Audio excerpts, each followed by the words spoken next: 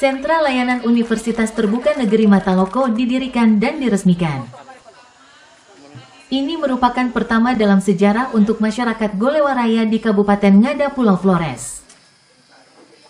Dalam rangka memudahkan pelayanan pendidikan bagi masyarakat, Universitas Terbuka Kupang NTT resmi membuka Sentra Layanan Universitas Terbuka Negeri di Kecamatan Golewa Ngada pada Jumat, tanggal 6 Desember tahun 2024.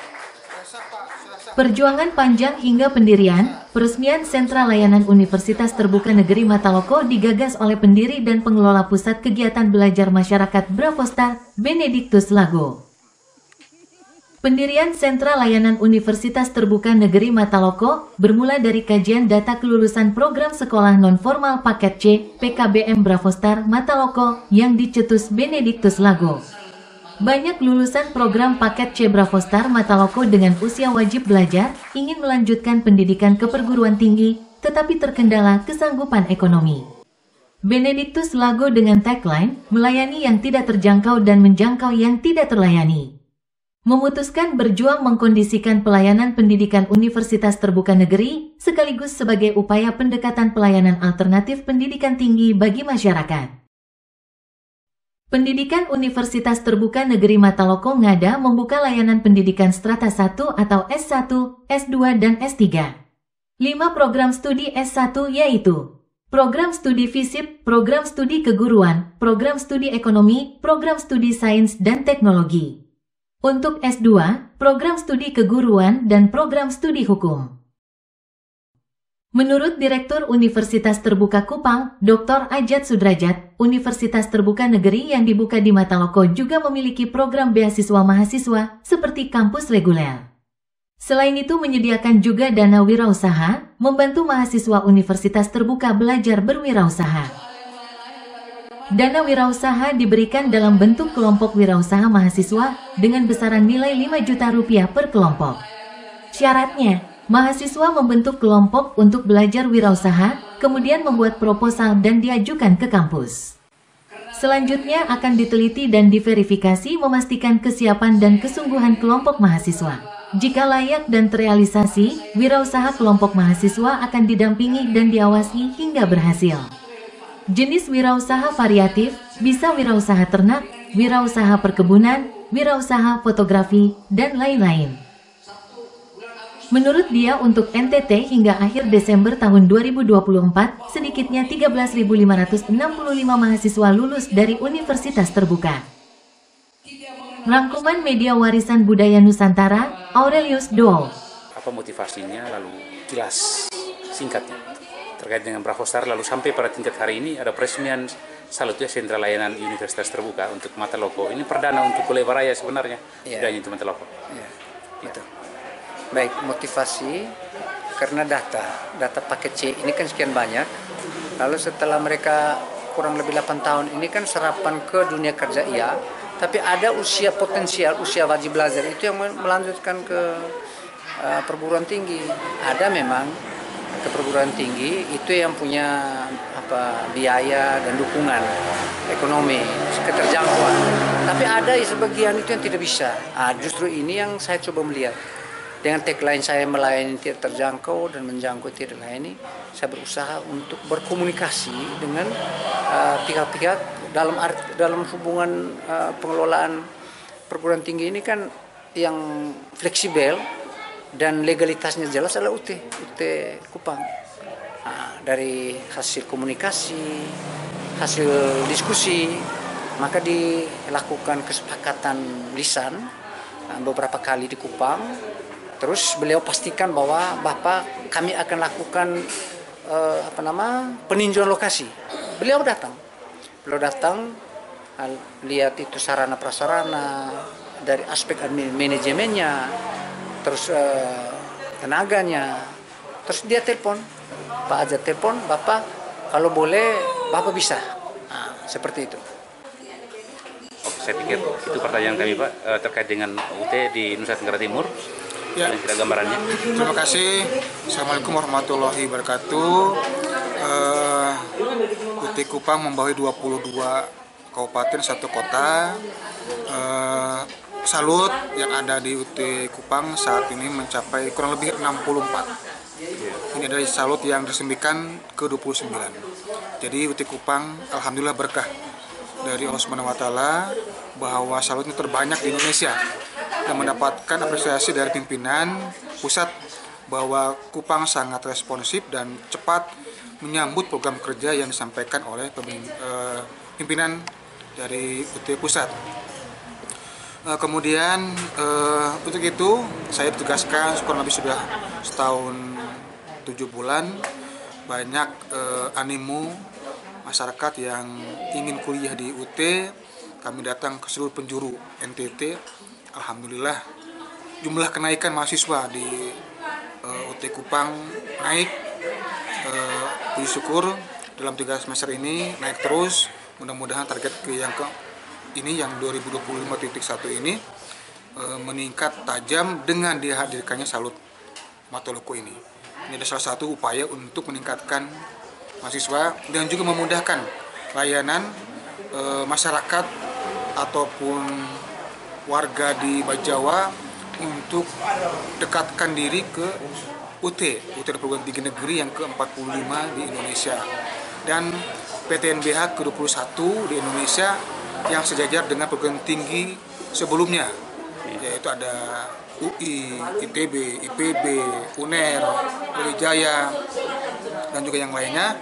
Dan UT walaupun sudah baru berdiri tapi sudah naik terbukti dengan jumlah mahasiswa yang cukup tinggi, 650.000 se-Indonesia. Ini adalah capaian mahasiswa yang paling banyak dan terbesar di Indonesia saat ini, bahwa perguruan tinggi yang paling banyak mahasiswa adalah mahasiswa UT, perguruan tinggi UT ya, masih terbuka ini. Untuk NTT sendiri kira-kira berapa Pak ya total?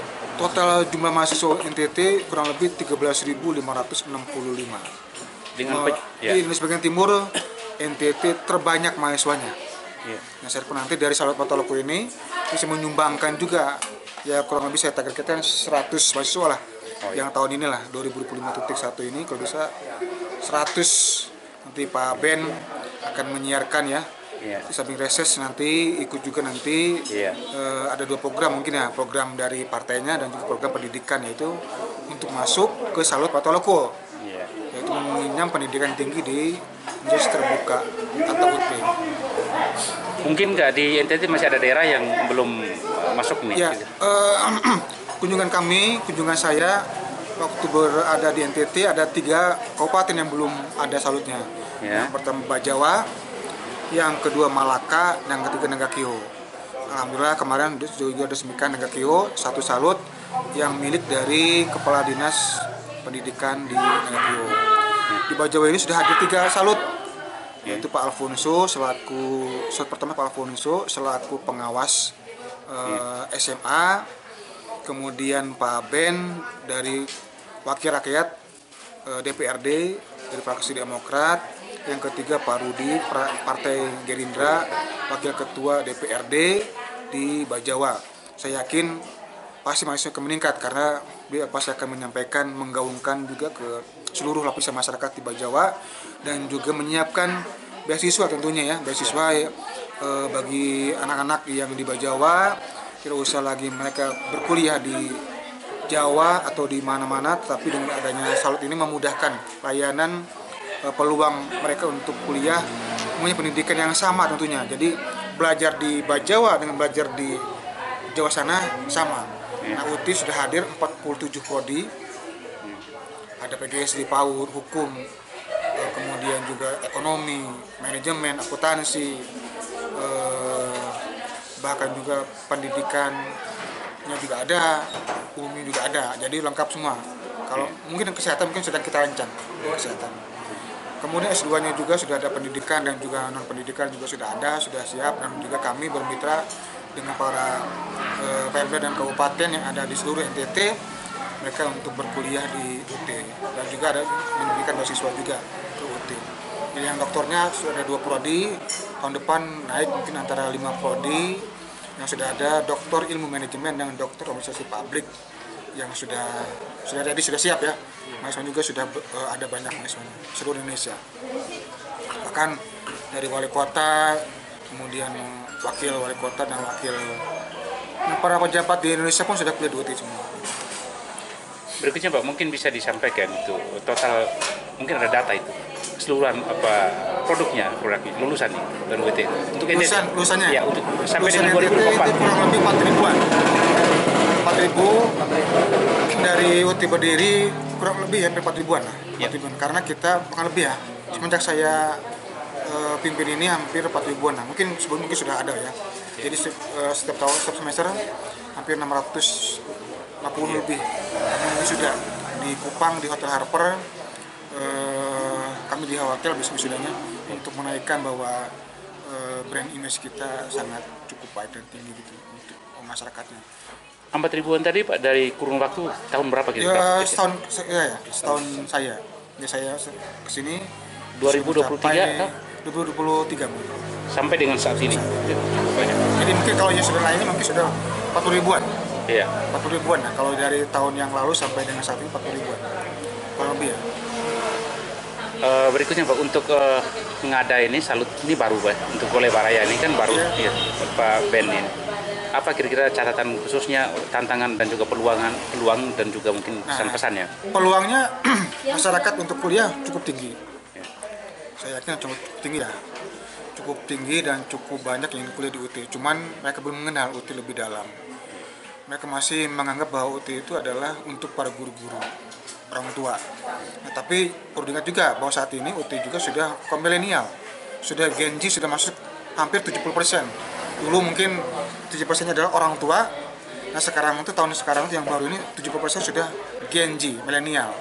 Orang muda semua yang kuliahnya mereka tuh. Ya, jadi peluangnya sangat tinggi besar.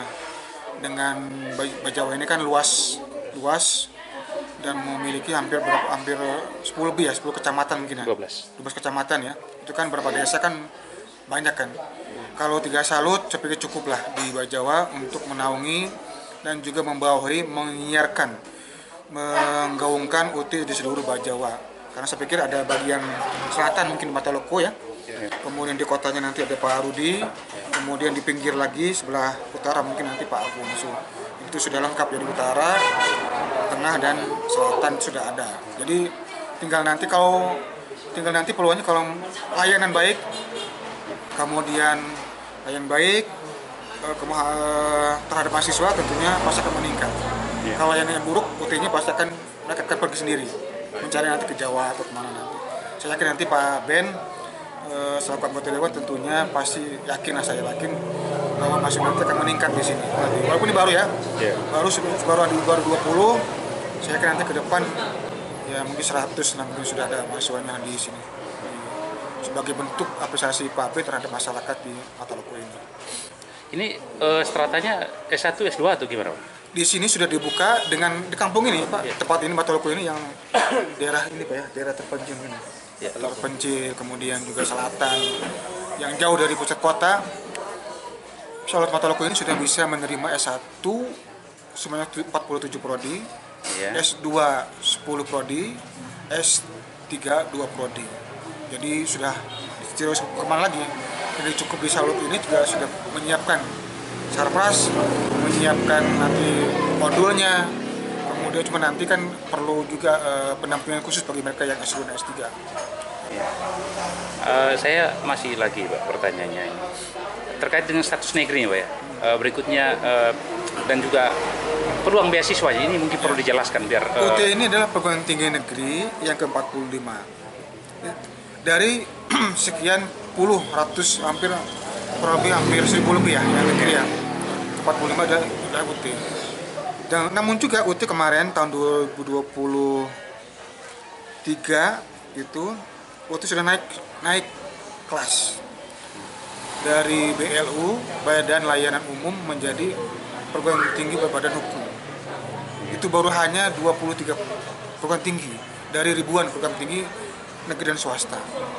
Walaupun UT ke-45, tetapi naik kelas menjadi perguruan tinggi yang berbadan hukum, mandiri secara akademik dan juga akademiknya tentunya. Jadi ini adalah pengakuan dari kementerian bahwa saat ini UT adalah perguruan tinggi negeri dan berbadan hukum. perguruan tinggi negeri. Itu yang disampaikan oleh Menteri Pendidikan terdahulu, yaitu Pak Nadiem Makarim, bahwa UT sudah kategorikan sebagai perguruan tinggi yang layak secara mandiri, karena mahasiswanya terbanyak dan jumlah penghasilan pun termasuk banyak juga gitu. Dari dengan 60.000 ya, itu kan lumayan banyak gitu. Untuk jalur beasiswanya gimana Pak ini? Untuk beasiswa paling banyak kita sebenarnya UT itu. Ada beasiswa mandiri UT sendiri, namanya beasiswa dari mitra, ada mitra bank ya, bank, ada Bank BRI, Mandiri, BTN, BSI, kemudian BNI. Itu mereka mengumpulkan hampir itu 600 sampai 1.000 orang, kurang lebih 1.000 orang seluruh Indonesia. UT Kupang kemarin mendapatkan beasiswa dari CSR ya, mitra itu sebanyak 2 kelas, 50 orang. Kemudian prestasinya juga 1 kelas, dan kemarin kita mendapatkan beasiswa dari Kementerian KIP itu sekitar kurang lebih 2 kelas juga UT Kupang. Nah, cuman ketika kami sampaikan ke masyarakat tidak tahu bahwa UT Kupang ada beasiswa seperti itu. Padahal kami sudah menyiapkan secara melalui media Pos Kupang dan juga yang lainnya. Biasanya kita banyak. Kalau ada masyarakat yang juara bisa nyanyi, bisa suara, itu bisa kami berikan hadiah juga, beasiswa juga kami berikan. Dan nanti kalau kami setiap tahun itu ada namanya Diskor Seni, Pekan Olahraga Nasional seluruh UT di Indonesia berkumpul lomba di Jakarta di UT Pusat. Ya kalau menang di tingkat nasional kami beri beasiswa itu, bisa sampai lulus, dan juga dikasih uang pembinaan, bisa 6 juta sampai 7 juta itu pembinaannya. Artinya yang di sini juga nanti punya ruang untuk beasiswa Pak, punya ruang yang baru ini? Iya, tergantung kesiapan dan kesigapan dari salut ini. Kalau salutnya cekatan, kemudian lihai, lincah, pasti ada peluang beasiswa. Karena kami selalu dari pimpinan menyampaikan ke para salut di sini bahwa kami menerima beasiswa. Yang kemarin dari Bajawa itu Pak Rudi dari Bajawa yang selalu menyambut antusias.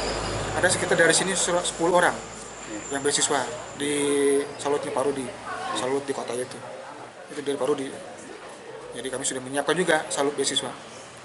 Tapi kalau yang di sini belum ya, karena mungkin baru ya, mungkin nanti dulu tahun 2025 nanti akan kami sampaikan ke Pak Ben bahwa kami ada beasiswa. Saya terakhir, itu tadi disampaikan terkait dengan wirausaha. Ya. Mahasiswa bisa membentuk kelompok lalu mengajukan proposal ini. Ya. Gambarnya gimana Pak? Ya kemarin itu sangat bisa sekali. Kemarin kita menang lomba tingkat nasional wirausaha yang kami bina, fotografi.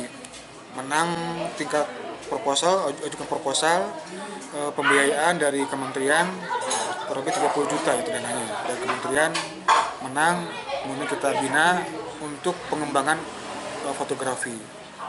Kemudian juga mahasiswa, kalau mahasiswa di sini bisa mengembangkan kopi ya, kan kopi kan ikon Bajawa ya, itu bisa dari cara mungkin pengemasannya, pengolahannya, itu ada kami beasiswa 5 juta per grup per kelompok itu.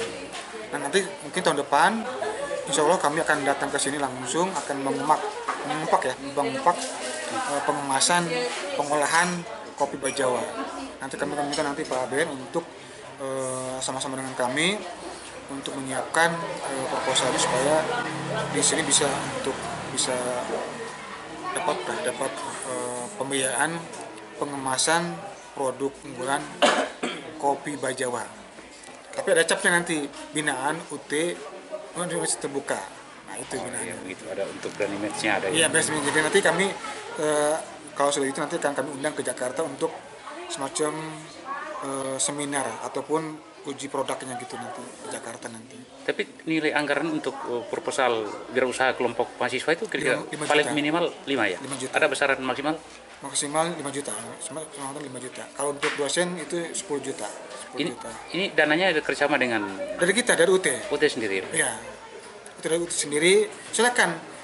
Masing-masing mahasiswa juga silakan. Dari sini misalkan 2 kelompok silakan. Bisa untuk peternakan misalnya? Bisa, bebas. Apa saja. Yang penting kewirausahaan mahasiswa. Bisa peternakan, perikanan, perkebunan, kehutanan, apalagi fotografer tadi juga. Fotografer. Bisa. Silakan. Jadi OT mengembangkan selain kuliah juga ya dapat income, pemasukan.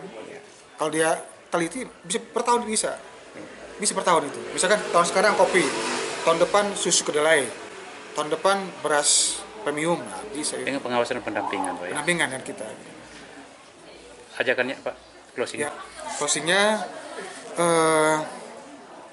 ini adalah peluang yang sangat baik, sangat tepat bagi masyarakat Bajawa, khususnya di Mataloko ya. Mataloko ini untuk mari kita sama-sama meningkatkan sumber daya manusia yang unggul menghadapi era Indonesia Emas 2045, dan Bajawa sudah hadir Salut Mataloko ini sebagai wadah jembatan yang jauh mendekatkan diri ke Salut Mataloko.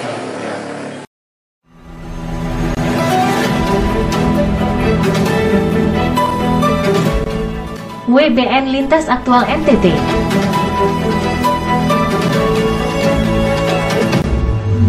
Media Warisan Budaya Nusantara, Lintas Aktual.